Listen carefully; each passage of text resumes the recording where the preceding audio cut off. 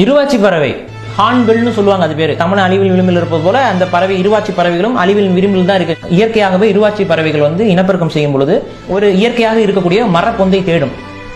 அந்த மரப்பொந்துக்கு போயிட்டு பெண் பறவை உட்காந்துக்கும். முதல்ல உட்காந்துக்கிட்டு என்ன பண்ணும்னா, ஆண் பறவையும் பெண் பறவையும் ஒரு விதமான சலைவா, அதுக்கப்புறம் இருக்கக்கூடிய அங்க இருக்க மரப்பட்டைகள் இதெல்லாத்தையும் கலந்து தன்னுடைய எச்சிலோடு கலந்து பிணைந்து ஒரு ஒரு ஒரு மெழுகு போன்ற ஒரு தன்மையில வாமிட் எடுக்கும்.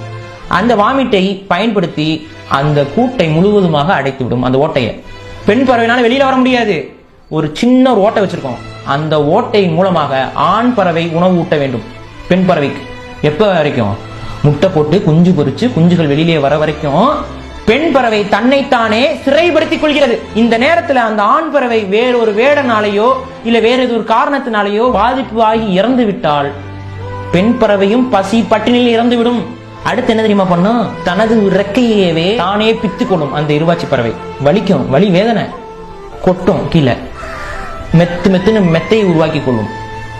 இந்த நேரத்துல தான் சொல்லுவாங்க, இருவாச்சி பறவையே குஞ்சு போல ஆயிருமா. ஏன்னா உடம்புல இருக்க எல்லா தோவையும் உதிர்த்து விட்டுற அந்த பெண் பறவை குஞ்சு போலவே ஆயிருமா. தனது உடல் சுட்டால் முட்டையை அடகாக்கும் பெண். இந்த நேரத்தில் பெண்ணுக்கான உணவை, பழங்களை ஒவ்வொன்றாக அந்த இருவாச்சி பறவை போய் ஆண் பறவை வெளியிலிருந்து பெண் பறவைக்காக கொண்டு ஊட்டி விடும். அதை பெண் உட்கொண்டு குஞ்சுகள் பொரிக்கும். அந்த குஞ்சுகளுக்கு அதை ஊட்டி விடும்.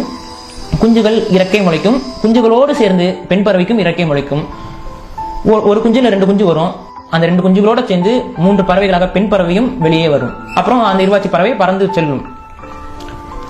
இந்த டெடிகேஷன் தனது குழந்தைகளுடைய பாதுகாப்புக்காக தன்னைத்தானே செவுரை ஏற்றுக்கொண்டு இந்த இயற்கை தனக்கு விதித்த விதியின்படி வாழ்ந்து கொண்டிருக்கிறது.